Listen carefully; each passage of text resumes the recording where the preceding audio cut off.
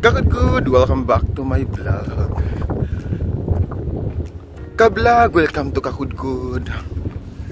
So for today's video, medyo mahangin-hangin ngayon, Kakudgud.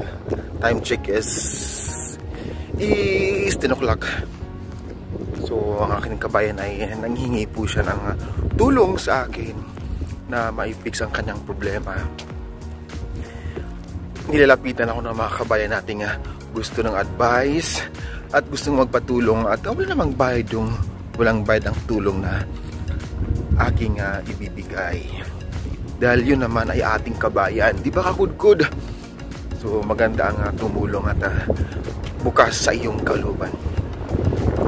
Tulungan natin ang ating kabayan na nangailangan ng tulong ngayon. So bago yan is i-update ko muna ang aking Kakudgud. So ngayon, parang napapansin nyo na meron tayo sa mga streets dahil nag-shortcut tayo Kakudgud ng daanan. Kasi kung doon tayo kadadaan sa highway is mamamasaya pa tayo ng 10 real or 11 real. So kapag yun ay 10 real, huwag natin i-convert sa Pilipinas money, no? Kasi malaki yun. Pero pag dito 10 real, maliit lang yun Kakudgud, 10 real. Meron din dito nga sinatawag ilang Grabs kung sa atin, pero dito ay Uber naman yun Kakudgud dito. Uber at Bolt at taxi. So meron yan dito Kakudgud sa ating lugar sa Alcard. So naglalakad tayo Kakudgud. Pansin nyo ba ay kaunti lang ang wala yata yung nakikita ang naglalakad. Ako lang yata ang naglalakad Kakudgud. Kadalasan is mga sasakyan. Mga sasakyan ang inyong mapapansin, isa nga lang, dalawa, tatlo ba yung dumaang sasakyan Kakudgud. May bago na naman gagawing bahay. Kalaki ng bahay. Grabe. Napailis lang sa kanila yung gawing Kakudgud. Kasi may pera naman sila.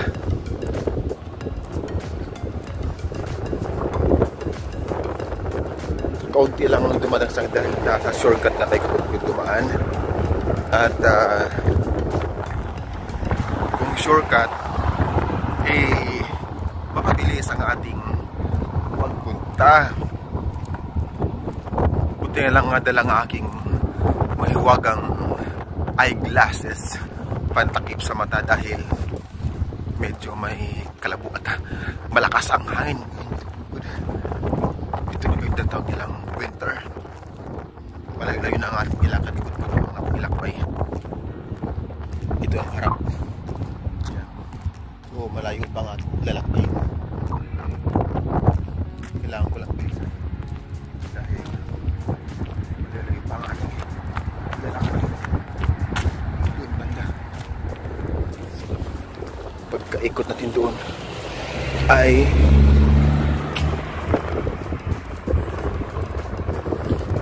medyo liliko ulit tayo. So kung dito pala ako dadaan, so hindi yata tayo abutin ng 15 minutes. Kaya nilagyan ko siya ng video, video ko, nirecord ko dahil para mas maganda maano ko kung ilang minuto mula sa aking pila papunta doon sa ating kabayan. So hindi ito puputulin Kakudgud, dire-diretso na para ma-monitor ko talaga kung ilang minutes papunta roon sa kanya. Kung pansin nyo naman ay mabilis lang ang aking lakad. Normal na lakad na ito sa Kakudgud dahil hindi naman masama ang mahina ang maglakad. Nagdadaan tayo ng masjid. Mosque.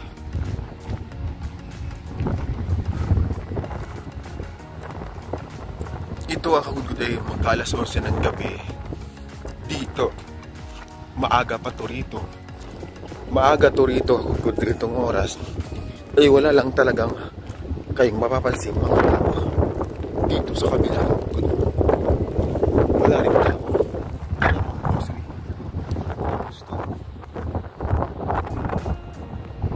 May tao. Dalawa, tatlo. Yun lang. Ba't lalabas lang mga tao dito para magbumili? Pagkatapos silang bumili ay pumasok na agad sa kanilang tahanan.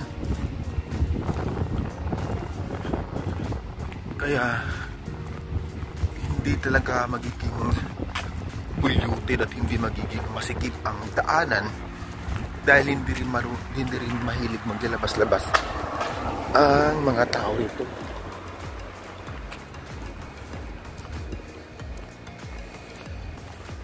Di ko alam kung bakit sila takot lumabas o bakit sila takot tumambay sa labas.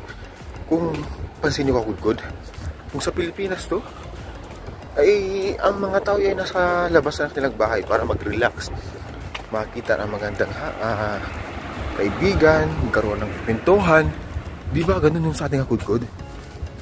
Kung sa atin ganun, lalabas sila ng bahay, doon sila uupo at lalaro ang kanilang mga anak. Pero kung dito, hindi Alam nyo ba? Hindi ko rin alam. Pero base sa aking experience ako, no? Base sa aking experience, ito ay base lamang sa aking ang kanilang mga tahanan kasi dito, ang kanilang mga bahay rito ay mayroong sariling palaruan sa loob ng bahay. Meron silang sariling palaruan at meron din silang guest room na meron na din silang maliit na plaza para sa matatanda o mga magulang. Meron din silang kwarto na para sa mga bata. Kaya kung pansin nyo, ganun, na wala masyadong naglalabas-labas dahil sa kanilang bahay pa lang nandyan na. Kung gusto maglaro ng kanilang mga anak, nariyan na sa loob kanilang bahay.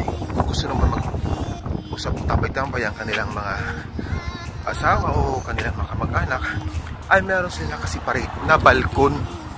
Meron silang balkon na para sa mga babae, meron na silang balkon para sa mga lalaki. So sila hindi na kailangan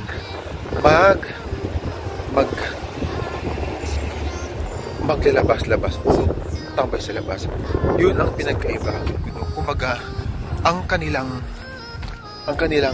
bahay o estilo dito, nature o culture na ay ganun na talaga ang kanilang nagisnan. Kaya hanggang ngayon, ito ang kanilang culture. So noon pa lang ay maganda na talaga ang kanilang pag-iisip o iniisip para sa kanilang pamilya at sa kanilang mga anak. Hindi tulad sa Pilipinas. Hindi tulad sa Pilipinas na magkakaroon man tayo ng bahay ay kwarto lang. Meron man iba na may separate na bahay, may balkon na, may sala, kwarto, CR, kusina. Pero kung dito may playground na sila, may balkon separate girls and boys, may kusina, sa kusina may CR pa, pagpasok tabi ng CR may balkon pa, nakasiparate pa ang kwarto, nakasiparate pa ang palaruan, at para sa mga babae o dalagang kwarto. Yun, takot-good. So narito na tayo sa streets kung saan maraming sasakyan. So, hindi pa yan. Dito banda may mga tao. Yung street maraming sasakyan. So tatawid na tayo dito at malayo-layo pa ang ating kabayan. So sana po yung kakudkod ay nakapag-satisfied sa inyong mga katanungan. At bakit nga rin ba dito maluwag ang kanilang kalsada?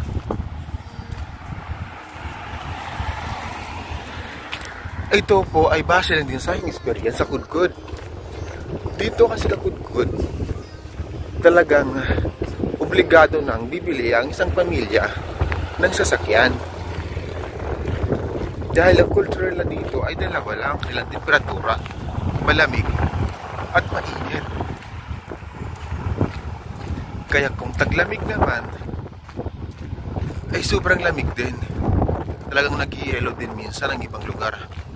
Sa init naman, ay napakainit din. Talagang halos ngayon, kung papansin nyo talagang pagbiak-biak ang mga lupa kapag sa init na. Kaya obligado talaga ang isang pamilya na magkaroon ng sasakyan dahil minsan walang mabilhan na malapit kapag may pasok o sila sa school o sa trabaho, ay kailangan talagang mayroong sasakyan dahil sa init. At hindi rin nila inuso dito na magkaroon ng jeep dahil wala rin sa kanilang bokabularyo na magkaroon ng jeep o sumakay ng jeep dahil dito talagang meron silang tulungan sa mga kamag-anak at gobyerno para ang isang pamilya ay magkaroon ng sariling sasakyan. Kaya naman noon pa lang may maluwag na talaga silang daanan. Sa highway nga nila Kudkod halos apat ang daan, ay apat na kalsada.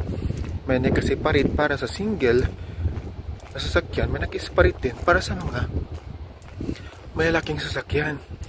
May nakasiparit pa para sa dadaanang gilid. Ganun ka Kudkod. At ang labas nila, kung ayaw mag-park sa labas, may park din sila sa loob ng bahay. Talagang sa bahay pa lang nila Kudkod, may mga park na sila. Sa labas naman, ang laki ng espasyo ng kanilang mga parkingan dahil labas pa lang may maluwag na silang lagayan. Diba? Tinan mo Kudkod. O ito sa gilid. Wait lang. Ito. Ayan. May para sasakyan. Dito yung gitna. Gitna to. Tapos meron pang daanan para sa left and right. At may espasyo pa para sa dadaan. Ay espasyo para sa parkingan. Hindi tulad sa atin Kudkod sa Pilipinas. Pag parking ka na sa gilid, pag dumaan yung left and right na sasakyan, ay hirap nang dumaan. Diba talaga nga meron na silang magandang struktura, magandang rules mula sa gobyerno nila na nagpapatakbo hanggang ngayon ay napakaganda. So diba Kudkod, sana ay nakatulong yun sa inyong mga kasagutan Kudkod. So malapit na tayo Kudkod sa aking kaibigan o sa ating kabayan, pero abutin pa tayo dito ng mga 5 minutes. So hindi nga lang